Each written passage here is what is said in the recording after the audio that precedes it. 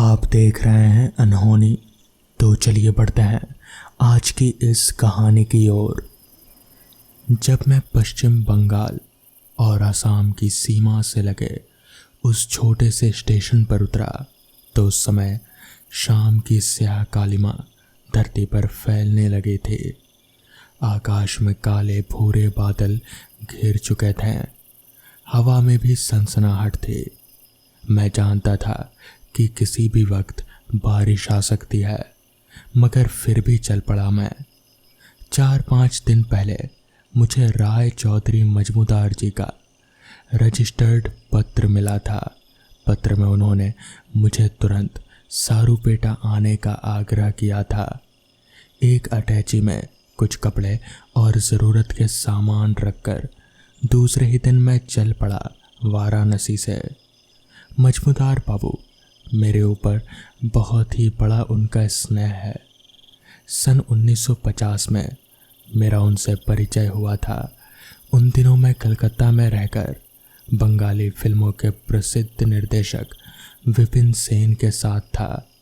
मजमूदार बाबू के कई मकान थे कलकत्ता में। इनके अलावा 2 स्टूडियो भी थे। उन्होंने शादी नहीं की थी। मेरा ख्याल है कि उनके पास काफ़ी धन था और जायदाद थी।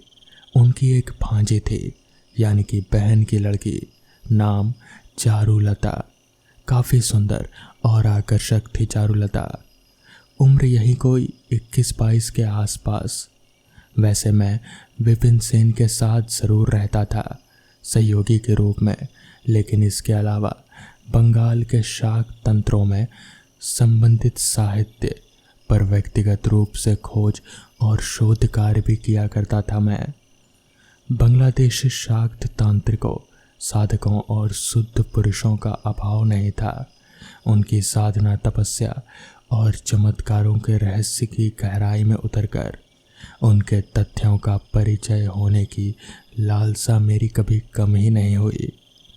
उन दिनों विपिन बाबू वैसे ही एक तांत्रिक योगी और चमत्कारी महापुरुष की जीवनी पर आधारित एक बंगला फिल्म बनाने की बात सोच रहे थे। जब उन्हें ये मालूम हुआ कि मैं तंत्र मंत्र में गहरी रुचि रखता हूँ और बंगाल के तांत्रिकों, साधकों और चमत्कारी सिद्ध महात्माओं के प्रति मुझ में गहरी आस्था है, इन सब से अतिरिक्त मैं इन तमाम विषयों में खोज और शोध भी कर रहा हूँ, तो इसलिए उन्होंने मुझे तुरंत बुलाया और बंगाल के किसी तंत्र साधक की जीवनी पर कहानी लिखने के लिए कहा। 1 हफ्ता के अंदर मैंने कहानी तैयार कर दी। पश्चिम बंगाल के प्रसिद्ध तारापीठ के चमत्कारी सिद्ध योग बाबा बामा खेपा से संबंधित वो मेरी कहानी थी। शीर्षक भी रखा था मैंने बामा खेपा, और इसी नाम की फिल्म भी बनी। विपिन बाबू जैसे चाहते थे वैसे ही कहानी। काफ़ी खुश हुए और तुरंत काम शुरू कर दिया उन्होंने। चारुलता को अभिनय का काफ़ी शौक़ था। कॉलेज में होने वाले बंगला नाटकों में वो हमेशा भाग लिया करते थे। मेरे अनुरोध पर विपिन बाबू ने फिल्म में मुख्य नायिका का रोल उसे दे दिया। उसके बाद भी विपिन बाबू के आग्रह पर वैसे ही 3-4 फिल्में और लिखी मैंने। उन सब पर भी विपिन बाबू ने फिल्में बनाई। परिणाम ये हुआ कि जहां एक और मैं मजमूदार बाबू का खास आदमी बन चुका था, वहीं दूसरी ओर चारुलता से मेरे संबंध और भी ज़्यादा मधुर हो गए। सच तो ये था कि हम दोनों एक दूसरे से प्यार करने लगे थे। उसके पास रूप था, कला थी, और मेरे पास थी ख्याति। धन वैभव का भी अभाव नहीं था। मेरे पास क्या था? साहित्य और थोड़ी बहुत पूंजी। मगर चारुलता इस सच से भली भांति परिचित थी कि उसकी सफलता का कारण भी मैं ही हूँ, इसलिए वो मुझे दिल से चाहने लगी थी। लेकिन हम दोनों का संबंध ज़्यादा दिनों तक टिका नहीं। अचानक विपिन बाबू की मौत हो गई और मुझे कलकत्ता छोड़कर नौकरी के सिलसिले में दिल्ली जाना पड़ा। चारुलता से चिट्ठी के द्वारा संपर्क बना रहा। मजमूदार बाबू भी कभी कदार पत्र लिखा करते थे। बाद में वो चिट्ठी संबंध भी टूट गया। ऐसा लगा कि बाप बेटी दोनों मुझे भूल गए थे। दोनों में से किसी को भी सूध नहीं रही मेरी। इस घटना को पूरे 20 साल हो गए। इस बीच मुझे अचानक मजमूदार बाबू का वो रजिस्टर्ड पत्र मिला तो मैं चौंक पड़ा। पत्र से ये भी मालूम पड़ा कि कलकत्ता के दोनों स्टूडियोज बेचकर वो आसाम बंगाल के उस निर्जन प्रदेश में कोई पुरानी हवेली खरीद कर बस गए थे। जब मैं उस छोटे से स्टेशन से बाहर निकला तो अंधेरा और गहरा हो गया था। वहाँ से सारूपेटा के लिए एक पतली पथरीली सड़क गई थी। सवारी का कोई साधन नहीं था। माहौल में घोर निस्तब्धता छाई हुई थी और छाया हुआ था गहरा अंधकार। उस चिपचिपे अंधकार में आंखें गड़ाकर किसी तरह मैं आगे बढ़ने लगा। अचानक बूंदाबांदी शुरू हो गई थी। किसी तरह 2 मील का निर्जन सुनसान रास्ता तय कर जब मैं सारूपेटा पहुंचा तो उस समय रात के 9 बजने वाले थे। चारों तरफ वैसा ही गहरा सन्नाटा था जैसा बेहद सुनसान इलाकों में पाया जाता है। वो बूंदाबांदी चलते समय जो शुरू हुई थी वो अब जोरदार बारिश में तब्दील हो चुकी थी। धरती पर उमस और जंगली जो पेड़ पौधे थे उनसे एक अजीब सी गंध आने लगे थे।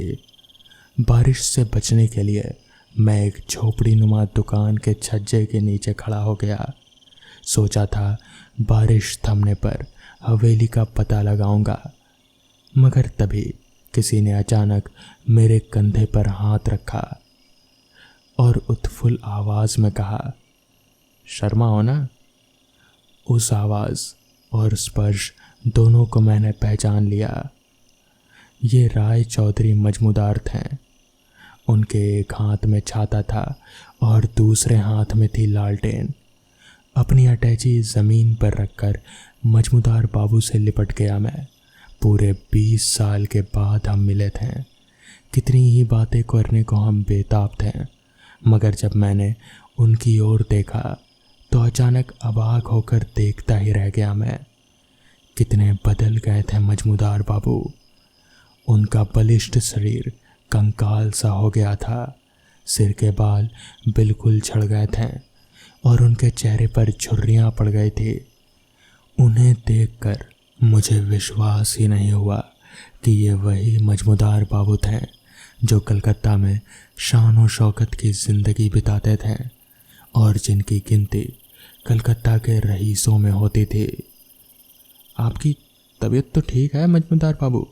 स्तब्ध होकर मैंने पूछा तो इस पर वो हंसकर बोले, पिछले साल तक तो मैं बिल्कुल ठीक था शर्मा जी, लेकिन अब डर और आतंक ने मेरा खून चूस लिया है। किसका डर? वही सब बदलाने के लिए तो मैंने आपको यहाँ बुलाया है। चलो हवेली में चलकर बात करते हैं। बाहर की तरह हवेली के भीतर भी अंधकार भरा था। सामने वाला कमरा काफ़ी लंबा चौड़ा था। आंखें गड़ाकर देखने पर भी उस बड़े से कमरे में रखी बड़ी कुर्सियों और मेज़ों का सिर्फ आभास होता था। कीचड़ से भरे रास्ते से झोपड़ियों को पार करते पत्थर के जिस विशाल चबूतरे से होकर हम जिस कमरे में आए थे उसकी सीढ़ियाँ भी टूट गई थी। उनका एक एक पत्थर डगमगा रहा था। मुझे एक कुर्सी पर बिठाकर मजमूदार बाबू बोले, तुम यहीं बैठो शर्मा, मैं अभी आया। बाहर हवा का रफ्तार बढ़ रहा था। पता नहीं कहाँ से हवेली के भीतर हवा घुस रहे थे। मैं एक स्पष्ट रुदन महसूस कर पा रहा था। वो एक विचित्र आवाज़ सुनकर कोई भी आदमी पसीना पसीना हो जाता। मैंने उनकी ओर देखना चाहा, मगर उसके पहले ही हाथ में लालटेन उठाए मजमूदार बाबू चले गए और जब वापस लौटे तो उनके हाथ में चाय की ट्रे थी। आप कहाँ गए थे मजमूदार बाबू? मैं चाय बना रहा था। चाय पीकर फिर मैंने पूछा, आप किसी डर और आतंक के बारे में बता रहे थे, कोई आपको धमकी दे रहा है क्या? कौन है वो आदमी? ऐसी कोई बात नहीं है, वो बोले। दरअसल मैं बहुत ही भयावह चक्कर में फंस गया हूँ शर्मा जी। इस पर मैंने चौंक कर पूछा, कैसा चक्कर? मजमूदार बाबू जरा देर चुप रहकर अस्फुट से आवाज में बोले, तुमने तंत्र मंत्र में बहुत खोज की है, शायद अशरीरी शक्तियों के बारे में कुछ पढ़ा सुना होगा। आपका मतलब है प्रेत आत्माओं से? तभी वहां पर एक तेज हवा का झोंका आया, ठंडी बरसाती हवा, जैसे पूरे शरीर को सिहरा कर चली गई। पानी फिर से जोर से बरसने लगा, हवा भी बहुत तेज हो गई थी। हवेली के खिड़की और दरवाजे जोर जोर से हिल रहे थे और उनसे रुदन जैसी अजीब सी आवाज निकल रही थी। पूरी हवेली में ऐसी आवाजें सुनाई दे रही थी। मजमूदार बाबू ने सिर हिलाकर कहा, हाँ, प्रेत आत्माएं। पर प्रेत आत्माएं कहाँ है? मजमूदार बाबू ने बतलाया कि हवेली प्रेतग्रस्त थी। कलकत्ते के शोर शराबे से दूर एकांतवास के लिए उन्होंने वो हवेली सिर्फ 20,000 रुपये देकर खरीद ली। हवेली में 40 कमरे और 16 बारांदियाँ थी। बीच में एक काफ़ी लंबा चौड़ा तहखाना था जो ना जाने कब से बंद पड़ा था। मजमूदार बाबू की सारी बातें सुन मैंने पूछा, इस हवेली का सौदा जब आप कर रहे थे तब आपने इसके मालिक से इस बारे में दरख्वास्त नहीं की? मैंने पूछा नहीं, बस यही गलती हो गई मुझसे। और फिर बोले, वास्तव में देखो शर्मा, सच बताऊंगा, मिट्टी के दाम पर मिल रही थी इतनी बड़ी हवेली, इसलिए लालच में आ गया था मैं और मैंने खरीद लिया। अच्छा, कौन था इस हवेली का मालिक? पता नहीं, चूड़ामणि सान्याल बोलकर कोई आदमी था। अब वो यहाँ है ही नहीं, पता नहीं अपने पूरे परिवार को लेकर कहीं चला गया। अभी हम लोग वहाँ पर बैठे बातें कर ही रहे थे कि तभी उस हवेली की सारी चीज़ें अपने आप ही हिलने लगी। पास ही में पड़ा टी टेबल अपने आप ही उठकर दूसरी जगह पर जाने लगा। तभी मजमूदार बाबू ने मेरी तरफ इशारा किया। मैं समझ गया कि मजमूदार बाबू किस बारे में बात कर रहे थे। कहीं ना कहीं मैं थोड़ा घबराने लगा था। मुझे समझ नहीं आ रहा था कि अब क्या करूं। पर तभी मजमूदार बाबू ने मेरे हाथ पर हाथ रखकर कहा, घबराओ मत, ये तुम्हें कोई नुकसान नहीं पहुंचाएगी और ना ही मुझे। बस ये हमारे साथ इस हवेली में रहती है। ये सुनकर तो मेरे होश ही उड़ गए। हमारे साथ अब प्रेत आत्माएं भी इस हवेली में रहेगी, ये सुनकर तो मेरे पैरों तले ज़मीन ही खिसक गई। जिसके बाद मैं वहाँ बस उसी रात रुका। उसके बाद मैं अगली सुबह वापस दिल्ली आ गया। सोहम एक बहुत अच्छा स्विमर था। उसे राष्ट्रीय स्तर पर तैरने में गोल्ड मेडल भी मिल चुका था। एक बार सोहम अपने दोस्तों के साथ घूमने गया हुआ था। वहाँ उन लोगों ने पास के तालाब में तैरने का प्लान बना लिया। सबने तैयारी की और शाम के करीबन 5 बजे वो तालाब के पास जाने लगे। कहाँ जा रहे हो बच्चों? उन्हें तालाब की तरफ जाता देख वहाँ के सरपंच ने टोकते हुए कहा, पास के तालाब में तैरने जा रहे हैं हम। सोहम ने तुरंत जवाब दे दिया। सोहम का जवाब सुनकर कुछ देर के लिए सरपंच सुन्न रह गया और फिर अचानक से सोहम और उसके दोस्तों को वहाँ जाने से रोकने लगा। सोहम नहीं समझ पाया कि सरपंच उन लोगों को क्यों रोक रहे हैं। रुको बच्चों, उस तालाब की तरफ मत जाओ, वहाँ अक्सर लोगों के डूबने की घटनाएं घटती रहती हैं। सरपंच ने उन्हें जाने से लगभग मना करते हुए कहा, काका, सोहम तो स्विमिंग में नेशनल चैंपियन रह चुका है, आप निश्चिंत रहिए। सोहम के दोस्त निखिल ने सरपंच की बात को काटते हुए कहा, तुम लोग मेरी बात समझ नहीं रहे हो। वहाँ तैरना खतरे से खाली नहीं है। कहते हैं कि वहाँ डूबकर मरने वाले कई लोगों की आत्माएं उसी तालाब में भटकती रहती हैं और वहाँ जो भी तैरने वाला दूसरा लोग जाता है वो उन्हें मार डालती है।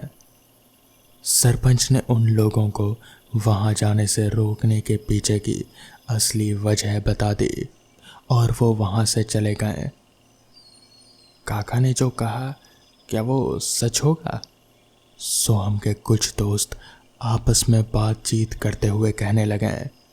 सोहम और निखिल इन सब बातों पर विश्वास नहीं करते थे। उन दोनों को छोड़कर बाकी सब ने वहाँ से जाने का फैसला बदल लिया। बाकी दोस्त वापस लौट गए और अब सिर्फ निखिल और सोहम ही तालाब की ओर बढ़े।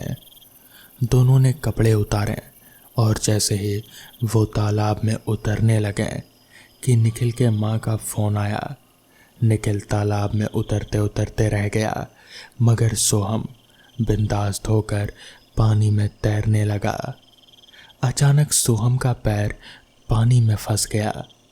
इस तरह की सिचुएशन उसने कई दफ़ा संभाली थे, मगर इस बार बात कुछ अलग थी। उसने कई बार कोशिश की वहाँ से निकलने की, मगर धीरे धीरे वो पानी में खींचा जा रहा था। उसने निखिल को आवाज़ लगाई, मगर जब तक निखिल का ध्यान उस पर जाता तब तक सोहम तालाब के बीचों बीच पहुंच चुका था। सोहम को ये एहसास हो रहा था कि पानी के अंदर से कोई उसका पैर खींच रहा है। उधर निखिल ने सोहम की आवाज़ सुनकर उसकी तरफ देखा तो उसे आश्चर्य होने लगा। नेशनल चैंपियन होकर भी सोहम की हालत देखकर उसे सरपंच की कही बात याद आ गई। निखिल सोहम के लिए पानी में कूदकर उसे बचाना चाहता था, मगर जब वो पानी में उतरने लगा तो अचानक उसे एक जोर का झटका लगा और वो तालाब के विरुद्ध उल्टी दिशा में जा गिरा। वो झटका इतना ज़्यादा था कि निखिल उठ भी नहीं पाया। सोहम ने एक बार पूरी ताकत लगाकर अपना फंसा हुआ पैर बाहर निकाला और वो किनारे की ओर आने लगा। जैसे ही वो किनारे के करीब पहुंचा तो एक बार फिर उसे लगा कि फिर से उसका पैर किसी ने पकड़ रखा है और वो उसे पानी में खींच रहा है। उसी हालत में सोहम की नज़र अपने पैरों की तरफ गई और उसे जोर का जैसे झटका लगा। उसे वहाँ पर कुछ हाथ नजर आए, एक नहीं, दो नहीं, बल्कि कई सारे हाथ। उन्हें देखकर घबराया हुआ सोहम बचाओ, बचाओ चिल्लाने लगा, मगर उसका कोई फायदा नहीं हुआ। निखिल के आँख के सामने ही उसका दोस्त, जो कि तैरने में माहिर था और गोल्ड मेडलिस्ट था, वो असहाय होकर तालाब में डूबता जा रहा था और निखिल चाहकर भी उसकी मदद नहीं कर पाया। करीबन आधे घंटे के संघर्ष करने के बाद सोहम पानी में पूरी तरह से डूब गया और मारा गया। इस हादसे का गवाह निखिल था, जिसने अपनी आंखों से वो सब कुछ देखा था, मगर वो किसी को कुछ कह नहीं पाया। पानी के उस झटके की वजह से उसका मानसिक संतुलन बिगड़ गया था। अब वो उसी तालाब के आसपास पागलों की तरह घूमता रहता है और उसे जो कोई भी दिखता है उससे बस इतना ही कहता है कि तैरना मना है। तो दोस्तों, ये थी आज की कहानियाँ।